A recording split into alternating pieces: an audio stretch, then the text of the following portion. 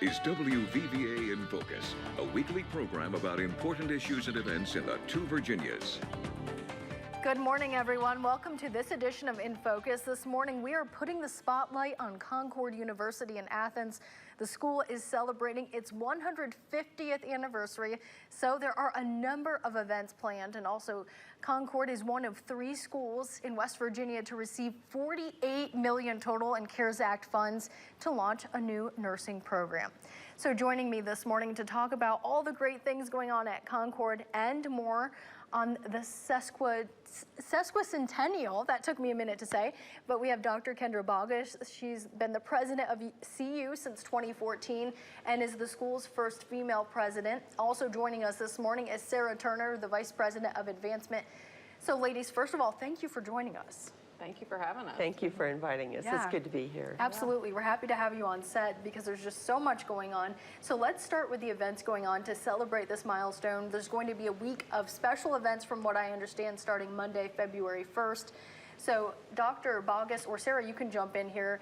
Let's start with the coffee table styled history book that will be available in the coming weeks. That sounds interesting. Yeah, we really thought, 150 years, you have to celebrate it and you have to document it. So we have worked for months on a history book that really kind of follows along with the history of Concord. A lot of great pictures and a lot of really good text kind of telling what has happened from year to year. So we have that will be available soon. We haven't seen the hard copy yet. It's on its way, but we're excited to get it in our hands so cool. and be able to just look at it, yeah. Well, we actually have some images I'd like to share with our viewers. One is an older picture of Dr. Boggess. It's a black and white photo that we see here on the screen. Dr. Boggess, what were you doing there? I was teaching a computer software class. When was that photo taken? That was probably in the early 90s. Okay, very cool. Well, we ago. received this photo to share with our viewers, and then also in just a moment you'll see that photo book that Sarah was mentioning.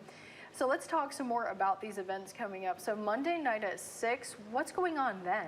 Well, we're going to have in the president's room of our library, Lindsay Byers, who works at Concord. She really kind of wrote the book and put it together. So we're going to kind of do a little book club discussion, a little kind of coffee table talk with Lindsay and talk about the process of writing the book and some of the stuff that was in it and share some excerpts from it. So just to really kind of the first opportunity for us to really be able to tell people what this book has in it. Okay, very cool. And let's talk about what's going on also Tuesday at the Butcher Art Gallery. Yes, we're very excited. We have some of our art faculty. It's going to be a faculty art display, so we get to see the work. They're great at teaching our students, but they do art themselves, so we're excited to get to see what they have done. And we also are excited to have Randall Reed Smith with us. He's going to be giving a presentation. He works up with the Culture Center in Charleston, so really excited to have those 2 pieces happening on that night. And Dr. Boggess, there's a lot going on. We're going to go in detail about more events, but why do you think it's important to have a week-long celebration just like this? Well, we wanted to make sure that people had an opportunity to be there. Not everybody is going to come in one day. And people have different interests, so it's really a wonderful opportunity to spread it across the week and let everyone from the students, the faculty, our alumni, donors, come to campus. Well, right, because this is a big celebration. It's literally not every year that a university celebrates its 150th birthday anniversary, so very cool. Sarah, let's talk about also Wednesday's event at the Student Center. So what's going on Wednesday? Well, we have what's a birthday without a birthday card. True. So we've got a really big kind of birthday banner we're going to have on display to sign, and we're inviting again everybody on campus. Anybody can come by, come and sign the birthday banner. That'll go in our archives museum, so that'll be part of Concord's history, and have a little 150th giveaway if you come and sign the banner. So what type of preparation went into preparing all these, all the events going on this week? Sounds like a lot of work. Yeah, pretty bad. I think back in the summers when we really started talking about it and thought, okay, we've got to do this upright. So from planning little details like putting the 150th logo on our email signatures to all these events and everything in between, we've been working on it for a while. And Dr. Boggess, these events are for students, alumni, those affiliated with CU. Why do you think it's important to get everyone involved with these events? Because I think we're all part of the history. We all share something in common, and most of us have a great love for the university. And so having everybody be part of this special day and having it documented will be great. And I do want to give a little bit of a giveaway for our next segment. We have an interesting video I want to share with our viewers, but before we get into all that in our next segment, Dr. Boggess, can you share a little bit about the founding of Concord way back in the 1800s? Yeah, that was there was kind of a fight between Princeton and Athens on where it would be. It was going to be either the county courthouse was over in Athens, what initially it was, and there's a very long, funny story that you probably don't have time to hear, but there were riders on horses going to Charleston to see who could claim the land and where the school would be versus where the courthouse would be. And Princeton won that one. Yeah, I was going to... But we won, really, because we've got the university. Right, I was going to say, in the long run today, actually Athens won, you know? Well, very cool. We have so much more to talk about, including that video I mentioned, so stick around. We have to take a quick break. We'll be right back.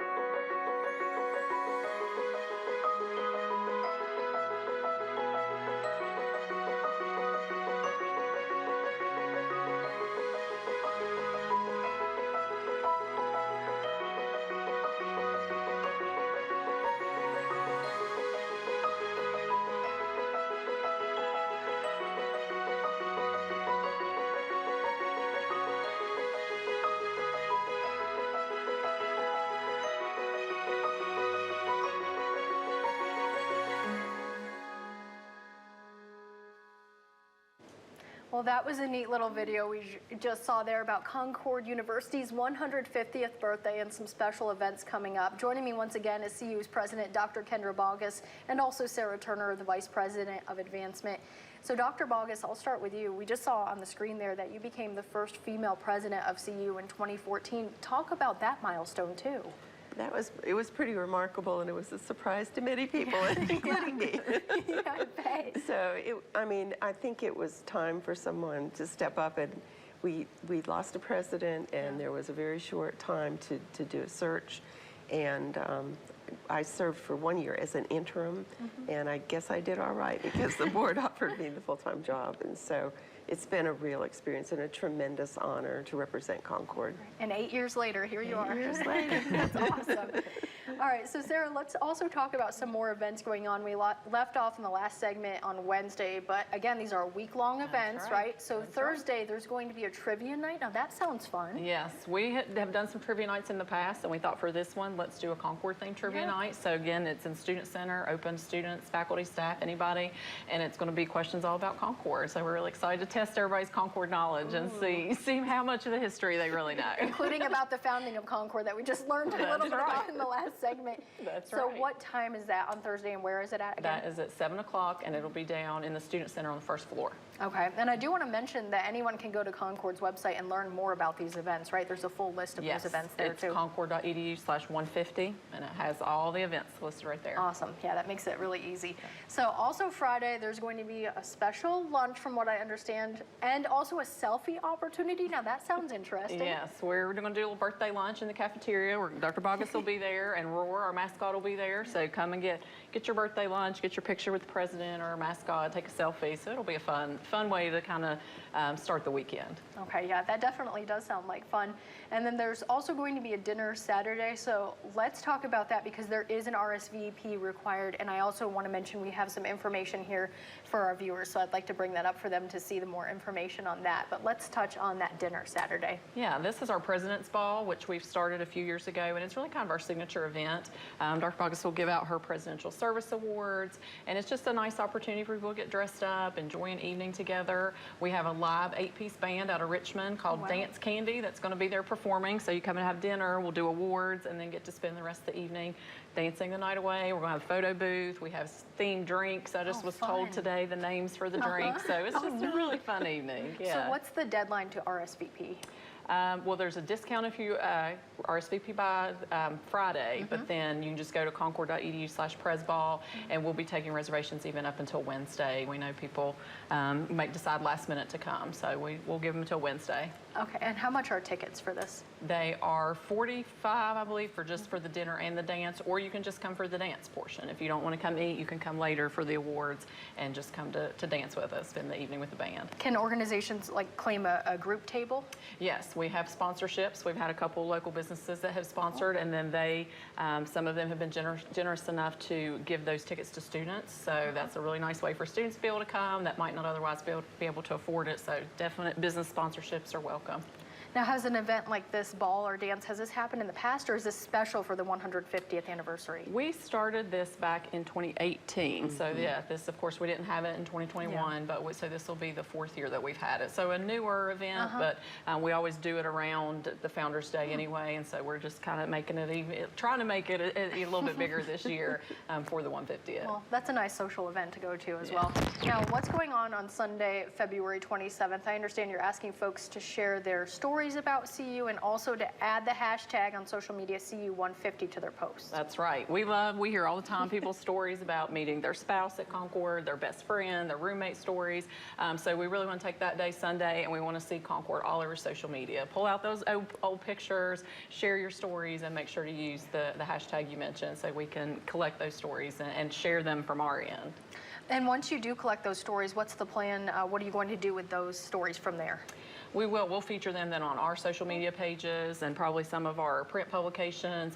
We love hearing those stories, and people like to share, so it's fun to see kind of in their own words what they thought about their experiences. Yeah. Well, that's a great way to archive stories for the future, looking ahead to, you know, the next 10, 20, 50 years, you name it. So that's a great idea to do that. Now, Monday, February 28th is actually Founders Day, so let's talk about what's going on that day. Okay, well, that day we're kind of wrapping up the celebration with a ceremony on campus. We're really excited. We've got greetings from the governor coming. We have some really neat video greetings from some of our West Virginia representatives from Manchin's office, Capito, Carol Miller. So we've got some really cool videos we'll be showing. We've also been gathering greetings from other faculty, staff, students, you know, kind of little happy birthday greetings. We'll be sharing those. Dr. Boggess will be sharing some remarks kind of looking at the future of Concord. We have a student that will be speaking, kind of talking about what Concord is like today. So kind of a past, present, and future spin on that ceremony, and then of course there'll be birthday cake. So of course, you gotta it's end Founders with cake. Day. You need to have cake. That's right. So what time is that going on Monday, the 28th? That is at 3 o'clock, and that'll be in our Fine Arts building in the main theater. No RSVP for that. So again, if anybody wants to come and join us, we got plenty of seating. We'd love to have them. All right, great. Now let's talk about COVID protocols while on campus as well.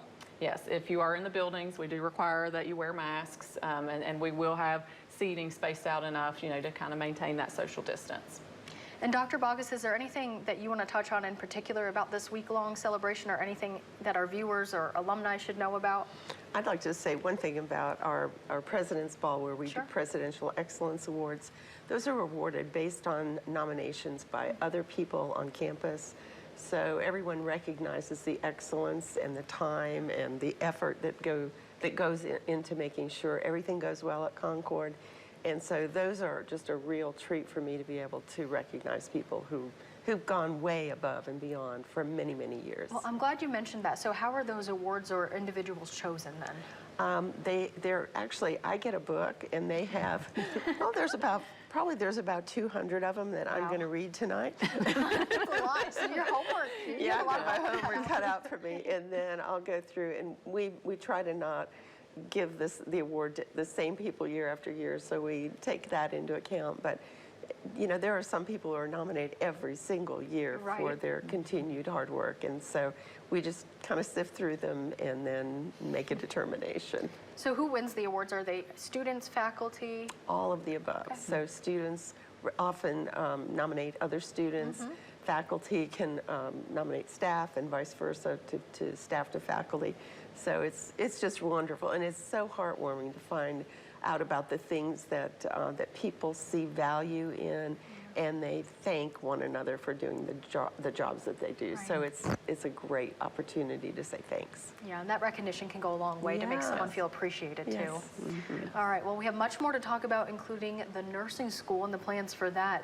We have one more quick commercial break. We'll be right back after this. Welcome back to this edition of In Focus, everyone. This morning we have been discussing Concord's 150th birthday, but another big announcement was made by Governor Jim Justice late last year. He announced that $48 million in CARES Act funding is going to 3 schools to help combat the state's nursing shortage. And Concord is one of those schools, along with Glenville State and Bridge Valley Community and Technical School. And early last month, our Glenn Kittle covered this story. Take a look. The University of St. Augustine reports the United States will need 1.2 million new registered nurses by 2030. Governor Justice announced in his December 21st press briefing that last year alone, 1,700 nurses in West Virginia didn't renew their nursing license. Experts locally say that they've seen this trend coming for years. To my knowledge, there isn't a hospital in the country that isn't impacted by the nursing shortage. You know, and this, we've known this for the last 10 years. There were projections that the baby boomer population, which has, you know, a large supply of nurses within the ranks, that, you know, around this time we're going to be looking to retire. To combat the shortage in the Mountain State, Governor Justice turned to higher education by allocating $48 million in remaining CARES Act funds to state colleges to start new nursing programs. Glenville State, Bridge Valley Community and Technical School, and Concord University. The Mercer County schools seek several $1 million for the groundwork to begin their first nursing program. But this is kind of foundational. And we want to be involved in that because we need to serve the area, and Lord knows there are not enough nurses in the state of West Virginia. So far, Concord has had many offers from local nurses and health professionals to spearhead the program, even going as far as to start the process of partnering with area hospitals to participate in the program. President Boggess says the university is committed to putting together a program that will produce quality local nurses. We have a very tough science program already, and we will be building on that. And so we'll want really, really good students in the program. I'm sure that most people would want nurses who are very highly qualified, and we will be committed to having those kinds of students. Here for you in Athens, West Virginia, Glenn Kittle, WVVA News. All right, thank you, Glenn, for that story, and that's excellent news for our area. Joining us once again is CU's president, Dr. Kendra Boggess. So, Dr. Boggess, how much money is CU getting out of the $48 million? I understand that this is a process in itself. It is a process, and there was an RFP that went out. The Higher Ed Policy Commission is distributing the funding, and initially we are likely to get $1.5 million to begin. This is a good thing because we have to spend those CARES dollars by September 30th. And so that is not a long timeline, and we are really excited about getting started. We have already hired a nursing program director, and we are getting people in place to start hiring additional folks. There's a lot going on. We're running as fast as we can. I can imagine, because you're looking at a deadline here, so you need to start getting the gears rolling. Right. So I understand Senators Capito and Manchin have also stepped in to help. How have they done so? They have. We put in requests. We've actually been working with the governor, with the Higher Ed Policy Commission, and with our legislators for several years, hoping to be able to do something like this. So having the funding available will help us to create a really, really excellent program. Yeah, and again, just great news for Mercer County that the school will be set in place right at Concord. So what is the timeline then for establishing the nursing school from start to finish? From start to finish, we have just finished talking with all of our accreditors, with the Board of Nursing here in West Virginia, and we will be able to accept students we will be able to begin listing students who are interested in the program beginning in January. That's soon. That's very soon. Wow. Right, and it's a BSN program, so it's a four-year school, four-year program, and so they'll get started very soon. So for those high school students who are thinking about a career in nursing and they're interested in Concord, it's here locally, what should they do? How should they go about reaching out to the school? We'll be doing advertising very soon. We're just now getting the permissions, but we will have that on the docket for fall for admissions. There'll be all kinds of answers that we've developed by then that we're still kind of doing this with. And it'll be a really great opportunity for people who are interested. We probably have some students on our campus already who are going to line up and want to stay an extra year in order to do this. Yeah, good point. Yeah, because the nursing school will be right there. Might as well stay a little bit extra. Right. So where exactly will the school be located? When will ground be broken, or will it be a building that will be reconstructed into a nursing school? There's a lot of things. We have one building that we are going to renovate probably for our staff to have offices because it will be a growing number of people. But we have a building that we use up in Beckley, the Bird Center, and it has a full nursing suite that is operated and run by the Higher Ed Policy Commission, and it is available to us to use. We have a new building here in Princeton, the Karen Preservati Center, that is being done by the EMTs, and so they have a great teaching space in it, and we will have an arrangement to be working with them also. And then we have science labs already. So right now, we don't see that there will need to be a new building, but in the future there will. Yeah, of course, but it's great to have those community collaborations as well. So why was Concord one of the schools chosen out of 3 total in the state? And how did you feel when you received the news that Concord was one of the schools? I was overjoyed. I bet. Well, we had spent a lot of time, and especially our chancellor has been incredibly supportive. And when she spoke out about what a need there was for nurses, I picked up the phone and called and said, you know, can we be in this? And she said, I'll have your back. I'll try my very best to help. And so we went through the same process as other schools did. But and there will be dollars for any school in West Virginia, as I understand it, who applies, who wants to expand a program they already have. So we're the only one that's brand new. Well, that's just wonderful again. So how will the nursing school right here in Mercer County help benefit the local area, especially with that nursing shortage that Governor Justice touched on, and also the surrounding areas outside of Mercer County too? Well, first of all, I think we can serve a lot more students than have been served so far, but we also have a tremendous need in our hospitals, a tremendous need in doctors' offices, all kinds of healthcare facilities, and we want to help meet that need. So here in our local area, there's a great deal that we can do. Yeah, definitely. And what else do you think that maybe parents who are watching or high school students, what should they know about A, Concord in general, and B, also the nursing program? I think many people recognize the fact that Concord is it's a very good, very high quality school.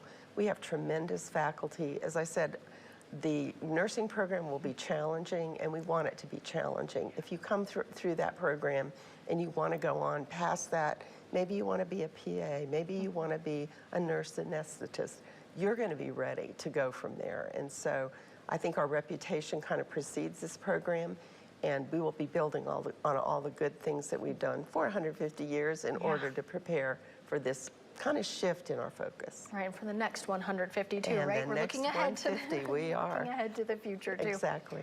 What other programs at Concord do you think are important to highlight? What other industries are you hearing from that they just have a need for workers with certain degrees and backgrounds? Well, right now, I don't know if you know, but this 50th year, we also started a Master's of Business Administration degree. Wonderful. So that began in the fall, and it's full, and it looks like it's going to be full again next year. And we are so excited about that program because it meets the needs of the financial services industry, banking, and if you have that MBA, you're really good in a lot of different areas as well. We have one program that I like to highlight because it's unusual, and it's an esports program. We now have a minor in esports, and it's not because I like to think of kids staying in a room playing games. It's that it prepares them for careers in graphic design, in event planning, in just anything related to computers. So, the fellow who runs our program can give you a list of 100 careers you could go into out of that. And we went from about 11 students last year to 41 this year. And his goal is to have 66 students in the program at all time. And they come from everywhere. We have kids from England. It's something that students enjoy, they love to do, and they're seeing a way to apply it in their careers going forward. And that's an associate's degree that they can get? It's actually a minor, on a bachelor's. Oh, wonderful. So that's something that the students can add as, you know, whatever they're studying, business, you name Graphic it, they can design, add. sure enough. Yeah. Wow, that's incredible. Yeah.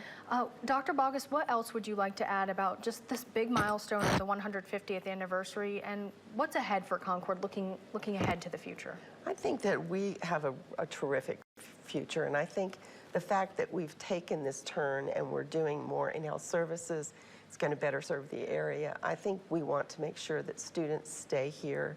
We have one of the highest rates of students finishing at Concord and staying in West Virginia among the colleges in West Virginia. We're really, really proud of that, because that helps to build economy. It helps with jobs. It helps, you know, it gives, and many of our jobs are service related, like social work, and that's a huge program as well. Our sciences are big programs. So I think it's all about building this area, helping Mercer County, helping the state of West Virginia. And certainly we want to see Concord be successful for years and years to come. And we're hoping that this is going to be part of the plan that allows that to happen. Yeah, lots of great things going on at the school, and I just love how you have a week-long celebration, different events every day. And again, you can head to Concord's website as well if you'd like more information. There's a whole list of events, and you can RSVP for the President's Ball coming up next Saturday.